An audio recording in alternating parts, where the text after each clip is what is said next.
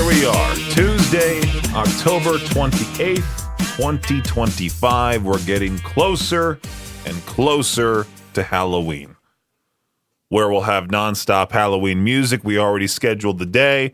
It's looking all good, looking extra spooky, So, very excited for that. Our K-Bear Rockin' Halloween, haunted by Juice City Vapor.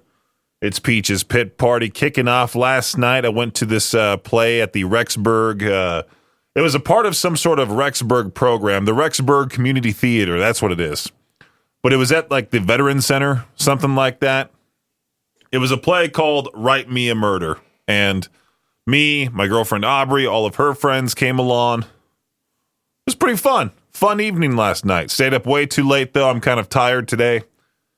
But last night, Aubrey and I were having this discussion about carving pumpkins, because that was a plan that we've been wanting to do for the past couple of weeks, and we've kind of just we've had to do this thing where we have to like make sure everyone can make it all on one night, and for some reason that one night this week is Halloween, and so they're set now on carving pumpkins on Halloween, which I'm like, that's kind of silly. Why would you want to carve a pumpkin on Halloween when they're supposed to be already set up, lit up, out there on the porch, the patio, wherever it's at? They're supposed to be done like today, and you put them out there. But I guess we're doing it Friday. It's like doing Thanksgiving but cooking the turkey after the holiday. It's like putting the Christmas presents under the tree on December 29th. If you want to get a hold of me, you can over at 208-535-1015. Make sure to sign up for Make the Switch with Brent Gordon Law if you haven't done so already, because I want to hear nothing on Friday morning when I take the form off of the apps. I don't want to hear anybody but calling into Victor's show saying I couldn't sign up because the form's no longer on the app. You've had 2 weeks to do so at that point. And just make sure to sign up now. It's going to stay up till this Friday morning at around 10 a.m. And then I'll be taking all the forms off. We'll be putting all the names into one big bowl, one big jar, whatever it is. And whoever's name we pull out of that bowl will win a Nintendo Switch 2 bundle. Again, thanks to Brent Gordon Law. The time change is happening this weekend. We're falling back an hour. I can definitely use the extra hour of sleep. Peach's Pit Party will return here in just a few on K-Bear 101. Yesterday, I was talking about festivals and how they're always in places you never want to go to. One of those states, Ohio. I do have some friends that live closer to Cincinnati, but they also hate it. So I feel like you don't really meet a proud Ohioan, if that's what you even call them. But the reason why I'm talking about Ohio is because today, well, besides, the Bad Omens, Beartooth, and President show that got announced for Salt Lake City, a show we've known about for a little bit of time now, but couldn't say anything till this morning. That whole tour got announced. Bad Omens, Beartooth, President live at the Delta Center in Salt Lake on February 22nd. You can find that show on our concert calendar at riverbendmediagroup.com/calendar. Now let's talk about this Sonic Temple announcement. There are so many bands on this lineup, over 140. My Chemical Romance, Tool, Bring Me the Horizon, Shinedown will headline Sonic Temple, which is set for Historic Crew Stadium in Columbus, Ohio, May 14th through the 17th of next year. What are those prices going to be like? Do people save up all the money they can, or do they just take out credit cards and pay like $500 for a GA weekend pass to go to these festivals? And that's without even like setting up camp. That's not even like booking your hotel for the weekend. That's just the ticket itself. But if you want to go see every rock band ever, you might as well go to Sonic Temple. Over 140 acts. I'm looking down the list here. It kind of reminds me of the Cheesecake Factory menu, There's like over 20 pages, and there's so many things to choose, so many different items you can eat. Well, Sonic Temple, if you want to see what bands you want to see, you can definitely circle them and try your best to make it to all your favorite bands. But It's going to be tough. It's going to be tough. I'll try to get the full lineup posted on our Facebook, or if you just want to see it for yourself, just search Sonic Temple 2026 and see what I'm talking about. Let's do some K-Bear rockin' Halloween music here. Haunted by Juicity Vapor, Typo Negative, Love You to Death. Even though New York kind of sucks, people always say, well, it's the big city, the city that never sleeps, the Big Apple. Everyone's hustling and bustling. There's a lot of people in such a small amount of space. And I, for one, despite not really wanting to travel to New York, I kind of also want to for the Christmas time. Just to see the tree at Rockefeller Center. They just chose the tree. They announced this year's tree that will come from the Bush family in East Greenbush, New York. It is a 75-year-old Norway spruce standing at 75 feet tall. It'll be cut down November 6th and make the trip south to New York City on November 8th. Once it arrives, it'll be put in place and adorned with over like 50,000 lights, topped with this 900-pound Swarovski star covered by 3 million crystals. Wow. Did we look up like how much that person gets paid to find the tree, decorate the tree, make sure it's all ready to go? Because that's like the tree.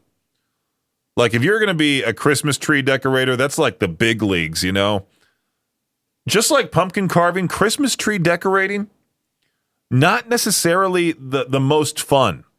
It's very tedious. You got to get out all the boxes of ornaments. You got to put up each one all around the tree. I, luckily enough, just have a little cylinder, plastic cylinder of these real cheap ornaments, and I just hang them around the tree. Luckily, the tree is already pre-lit. You don't need to wrap the lights around it with ribbon and all of that, like my parents' Christmas tree. I never enjoyed decorating the Christmas tree. Maybe that should be a list that I can put onto some sort of, put onto social media. The least fun holiday traditions: pumpkin carving, Christmas tree decorating. Those two belong on there. So the Bad Omens tour got announced today, making a stop at the Delta Center in Salt Lake City, February 22nd. That show is on our concert calendar, like I mentioned at the start of the show, at riverbendmediagroup.com/calendar. I was seeing every radio station in the country, every rock station in the country, every sissy alternative station in the country post about that specific tour making a stop near them. Some stations, in my opinion, are allowed to do so. They'll play some Bad Omens here and there. We've been playing Bad Omens since the very beginning, since they were a tiny band trying to promote the death of Peace of Mind. I've talked about that interview quite a lot when Phyllis was here and Noah and Jolly were sitting in this studio. I was across the hall, afternoons on 105 The Hawk at the time, walked by the studio, saw these two dudes, were like, they look pretty cool. And then I heard them mention the death of Peace of Mind, and sure enough, I listened to it. I've been a fan ever since. Concrete Jungle immediately got me into the band. But yeah, I see a lot of these radio stations across the country posting about that show, and it's like, you're not playing a single Bad Omens track, Beartooth track, even President track. You're not playing. Maybe you'll play some watered-down radio edit of like the death of Peace of Mind that gets rid of the breakdown, so it's this soft pop song, so your listeners, quote, won't be afraid of the screams, you know? The world-famous KROQ, the station that I have started a war against for some reason. I've always hated this station, but I've started being, like, public with it now. I went on that 4-minute tirade recently about how every single LA radio station sucks, especially the world-famous KROQ. Like, if you want to hear only Red Hot Chili Peppers, Rage Against the Machine, Sublime, Pearl Jam, you got to listen to KROQ. And I literally opened up their player to try to find their playlist on what they've played today. And their website sucks so bad, but I clicked on the live stream, and sure enough, it pulls up Jeremy from Pearl Jam being played right then and there. Had to close it down. But yeah, they posted about how like KROQ presents Bad Omens with special guests Beartooth and President at the Kia Forum. Which, I mean, that's a huge jump compared to a couple years ago. I mean, yeah, Victor and I and Ben from the Advocates Saw Bad Omens, Icy Stars, and Era at the Union in Salt Lake, and now they've jumped up to the Delta Center, which is huge. Also, the Kia Forum. How many people does that hold? Kia Forum capacity. It has a maximum seating capacity of 17,505 to 18,000 people for major events like concerts. The venue can also be converted to hold 8,000 people, which is cool. That's really awesome. But yeah, 18,000 people could see Bad Omens in Los Angeles in March. But yeah, there's no reason for the world-famous KROQ to be posting about this show. So I commented on their post saying, crazy idea. What if you played one of these bands for real, not just the watered-down Bad Omens radio edit, huh? I'll prove on how awesome we are. I'll play some Bad Omens right now, Artificial Suicide. Baltimore Ravens head coach John Harbaugh wants people to stop talking about his team's ping pong tables. A report from the Baltimore Sun stated that Ravens coaches had removed recreational games like ping pong tables from the team's locker room because of a 4-game losing streak on the field. Harbaugh denied it and later claimed he was told about it by an equipment manager who said it was a group of veterans that inspired the change. Harbaugh said he was proud of the players that did it, but still didn't think it was a big deal. We're not going to be worried about some silly story that gets written by an unserious type of reporter, is what he said. That TV series about Dodgers star Shohei Ohtani, his former translator Ippei Mizuhara, and the gambling scandal that surrounded them doesn't seem likely to appear on screen anytime soon. The Hollywood Reporter cited a source close to the project as saying that executives at the networks or streamers don't want to bid on it because it might damage their company's relationship with Major League Baseball. Disney, Apple, and Warner Bros. Discovery already have media rights deals with the league worth hundreds of millions each year, hundreds of millions each year, while Netflix and Comcast are starting new deals with MLB next season. The FBI's NBA gambling case still has people buzzing. One of the main characters in this mess, Portland Trailblazers coach Chauncey Billups, currently out on bail. Los Angeles Clippers coach Tyronn Lue had a conversation with Billups and reported that he is confident about his situation, adding, I believe in Chauncey's character. I know who he is as a person. I've been with him since I was 17 years old, so it's just hard to see something like this happen. He has my love and support always. This whole NBA thing is quite outrageous. We'll see how it stacks up against some of the other scandals in American sports history, including, figure skater Nancy Kerrigan getting whacked on the knee with a baton by a guy allegedly connected to a fellow figure skater, Tanya Harding.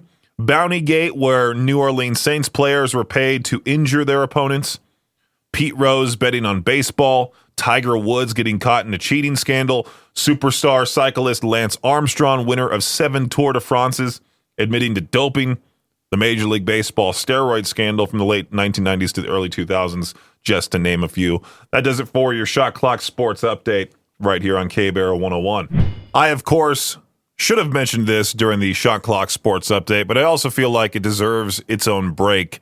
The World Series last night, what a game. 18 innings.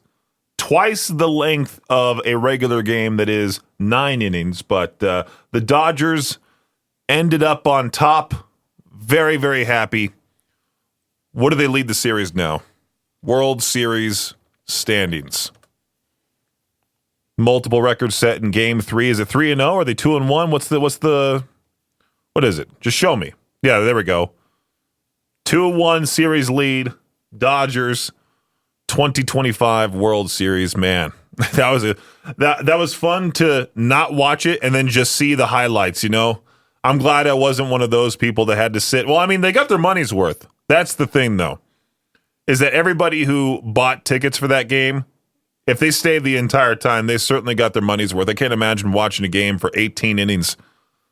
All of a sudden last night, I was already up pretty late because of the whole play and hanging out with my girlfriend and her friends and all of that, where I got a Discord notification from one of my friends saying, hey, anyone up watching the playoffs right now? LOL is what he wrote, and I was wondering what he meant. And then I looked at my Instagram, and sure enough, Freddie Freeman hits that homer to win the game for the Dodgers. Oh, man. I'm I'm very happy. I'm not really into the whole, I got to be honest, I haven't been really watching just because I've been really busy. But yeah, like I mentioned, I could never watch a game 18 innings. That's too much. That's too long. You know, games are faster now with the whole clock changes they've made to baseball and all of that, but still, just very happy after all of that. Freddie Freeman hits the home run to win the game for the Dodgers. We'll see how the rest of the series plays out. You want to know something crazy? I just came across a Vice article that says 5 ways to protect your relationship from daylight saving time woes. There's a whole article about how not to have relationship trouble just because of the time change. That's how horrible the time change is. Recognize and discuss changes. If you notice your mental health is plummeting after the time change, it's crucial to communicate this issue with your partner. Number 2, prioritize rest and routine. Make space for connection. Handle conflict constructively. What is this? Focus on well-being. The time change, man, it can mess with your hearts and apparently can mess with your relationship as well. But we want to give one lucky listener a Nintendo Switch 2 bundle. Make sure to sign up if you haven't done so already through the app, the K-Bear app. Sign up as well in the Alt app, the Cannonball 101 app. Get the maximum 3 entries into the drawing, and then listen for the Mario Sounder that could air at any time throughout the day. I mean, who's that one guy? Is it Tanner?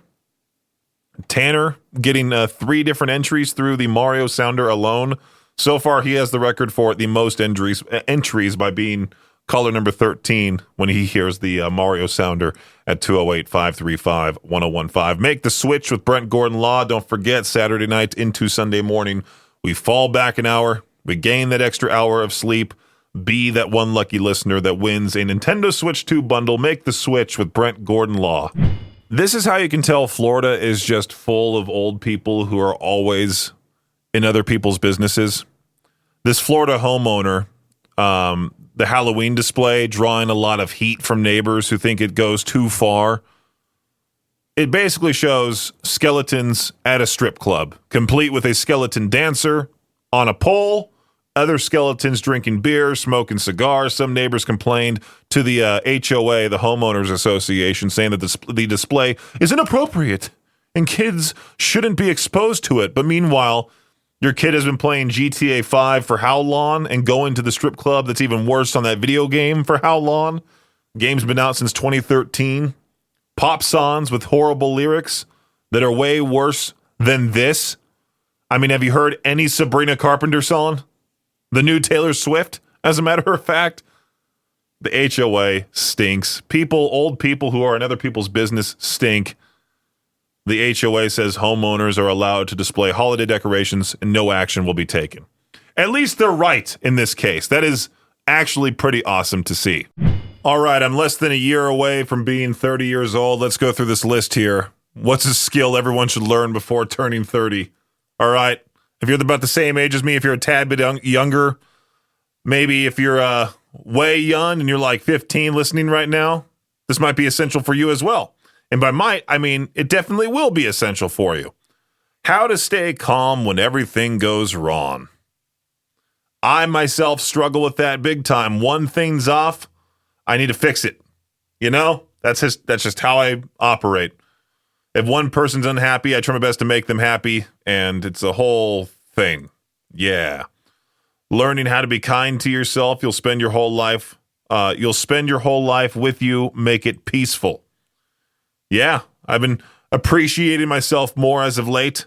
I think, honestly, after doing the whole head shave thing, I feel more confident about myself, which is funny enough. Because I see a lot of balding dudes that was me at one point, and I just kept hanging on, felt self-conscious, and also like when you shave your head and it looks good, there's a weight lifted off of your shoulders. What else is there for what's a skill everyone should learn before turning 30? Emotional regulation. The ability to acknowledge today is going to be a bad day for no other reason than some random brain chemical configurations caused by a dream that made no sense, and to then carry on throughout the day without letting it affect your interactions with others. It's weird when you have a dream that sucks And then you have to just wake up and be like, oh yeah, that was not real. I like this one. Being able to cook at least 5 decent meals from scratch as cheaper, and you need to eat every day. So ridiculous not learning to. This person's comment really sucks. As cheaper, and you need to eat every day. So ridiculous not learning to. Wow. Did I have a stroke reading that? I remember when people used to recommend learning to code on these posts. Oh, swimming. Yeah. There's a lot more people than you think that don't know how to swim. And what happened? Like, what did you do at pool parties? Did you sit in the shallow end and then say, I just don't feel like going to the deep end? Like, do you never plan on like going out in a boat? You got to learn how to swim. There's plenty of lakes here in Idaho. There's plenty of rivers. You know, what if you fall in the water? You got to know how to swim. Good list here. What's a skill that everyone should learn before turning 30? What else is there? Cleaning yourself, your home, your car, clothes, dishes, etc. Okay, so here's the thing. If you're somebody that can keep your place clean and make it look like almost a photo shoot style apartment, there's a lot of dudes out there that know what I'm talking about. There's a lot of women out there that know what I'm talking about. Those people that don't know how to make a mess and they're always clean. I want to follow them for like a day just to see what they're like. Are they really adamant about not eating in the car so that way there's no crumbs? Are they adamant about vacuuming every day? Like, what is their routine to make their place look so good? Let's move along here with some sleep theory stuck in my head. Peach's Pit Party on K-Bear 101. I was laughing at this post, but then I also felt kind of fearful for the future when it comes to overabundance of advertising, an overabundance of subscription services that we're all going to have to pay for. I mean, streaming used to just be Netflix, and I think there was maybe Hulu at the time. Disney Plus was made, Paramount Plus, Peacock. There's so many now. And now there's even more subscription services for your car. Wasn't I reading something about how like BMW for their latest model of a certain vehicle, they were going to do like this renewable subscription for heated seats and a heated steering wheel, something like that. Somebody posted this in r/Toyota Tacoma, which is really funny. They have a specific subreddit just for the Toyota Tacoma. A lot of people do have that truck, you know. This one guy said $50,000 truck and remote start is now behind a paywall. And sure enough, he can't remote start his truck because he has to buy the subscription. Isn't that absurd? Renew your subscription now to restore your remote services. And some guy in the comments goes, imagine if our grandpappies knew we were using our pocket phones to pay a monthly fee to start our $50,000 truck from our beds. Did you? I don't know. I feel like if I knew that was the thing, I would have laughed and moved on to another vehicle, maybe even another brand. I know Toyotas are definitely reliable, but if you're going to charge me a monthly subscription to remote start my car, I have never been able to remote start any car I've ever had. My Hyundai Santa Fe can't do it. My 2003 Honda Element that I had before was a great car. Never remote started that thing. That thing was a piece of junk, but I would love to get a restored Honda Element again. We just have one of those cars. Man, Toyota Tacoma, having to remote start your vehicle with a subscription service. Welcome to the future. Thanks for listening to Peach's Pit Party, the podcast. If you enjoyed the show, please share, subscribe, and rate the podcast. Peach's Pit Party is hosted by me, Peaches, a.k.a. Brenden Peach, and is a production of Riverbend Media Group. For more information or to contact the show, visit riverbendmediagroup.com. Until next time, Peach out.